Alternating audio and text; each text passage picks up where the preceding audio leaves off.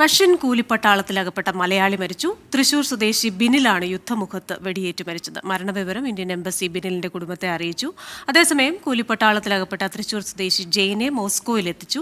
വയറുവേദനയെ തുടർന്ന് മോസ്കോയിലെ ആശുപത്രിയിൽ ശസ്ത്രക്രിയയ്ക്ക് വിധേയനാക്കിയെന്ന് കുടുംബത്തിന് അയച്ച സന്ദേശത്തിൽ ജെയിൻ പറഞ്ഞു. വിവരങ്ങളുമായി തൃശൂരിൽ നിന്ന് സൂരജ് സജിയാണ് ചേരുന്നത്. സൂരജ്, വളരെ ഗുരുതരമായ മനുഷ്യക്കടത്തുകൂടി ഇതിന്റെ പിന്നിലുണ്ടല്ലോ. ഇപ്പോൾ കുറേ ദിവസമായി ചികിത്സയിലായിരുന്നു. ഇപ്പോൾ ജെയിനും ചികിത്സയിലാണ്. ഈ ബിനിലിന്റെ വിവരങ്ങളൊക്കെ അറിയിച്ചുകൊണ്ടിരുന്നത് ജെയിനാണ്. മറ്റു ജോലികൾക്കെന്ന പേരിൽ ഇവരെ കൊണ്ടുപോയി കൊടുക്കുന്നു. അവിടെ ചെന്നതിന് ശേഷമാണ് തങ്ങൾ ഇത്രയും വലിയ കെണിയിലാണ് അകപ്പെട്ടതെന്ന് ഇവർക്ക് മനസ്സിലാകുന്നത്. അപ്പോൾ ഈ പ്രശ്നങ്ങളൊക്കെ എങ്ങനെ അഡ്രസ്സ് ചെയ്യും? ഇനി ബിനിലിന്റെ മരണവുമായി ബന്ധപ്പെട്ടുള്ള തുടർ നടപടികൾ എന്തൊക്കെയാണ്?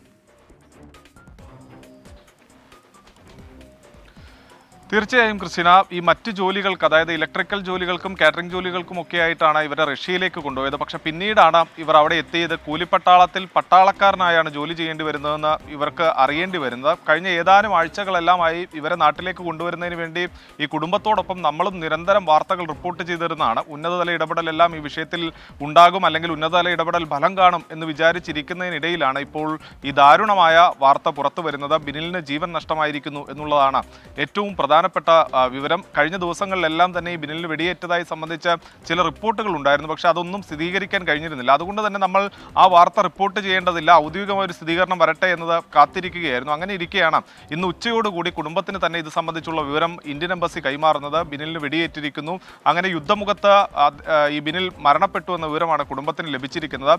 ഈ യുദ്ധമുഖത്ത് മുന്നണി പോരാളികളായി ഇവരെ, ഫ്രണ്ട് ലൈൻ ഫൈറ്റേഴ്സായി ഇവരെ നിയമിച്ചതാണ് ഇത്തരമൊരു ജീവൻ നഷ്ടപ്പെടുന്നതിലേക്ക് നയിച്ചത് എന്നുള്ളതാണ് പറയുന്നത്. അതോടൊപ്പം തന്നെ ബിനിലിനൊപ്പം ഉണ്ടായിരുന്ന തൃശ്ശൂരിൽ നിന്നുള്ള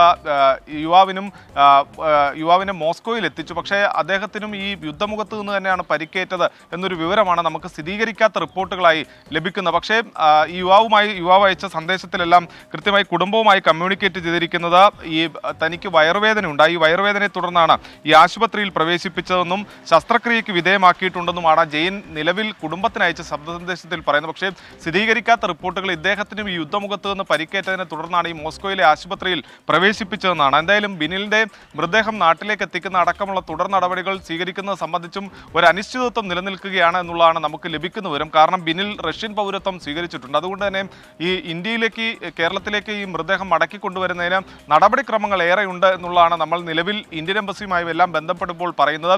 ഔദ്യോഗികമായി മരണം സംബന്ധിച്ചുള്ള രേഖകൾ ഉൾപ്പെടെ കുടുംബത്തിന് നാളെയൊക്കെ ആയിരിക്കും കൈമാറുക എന്നുള്ളതാണ് നമുക്ക് നിലവിൽ ലഭിച്ചിരിക്കുന്ന വിവരം. ക്രിസ്റ്റിന, ശരി, സങ്കടകരമായ വാർത്തയാണ്. കുടുംബത്തിന്റെ ദുഃഖത്തിൽ നമ്മളും പങ്കുചേരുകയാണ്.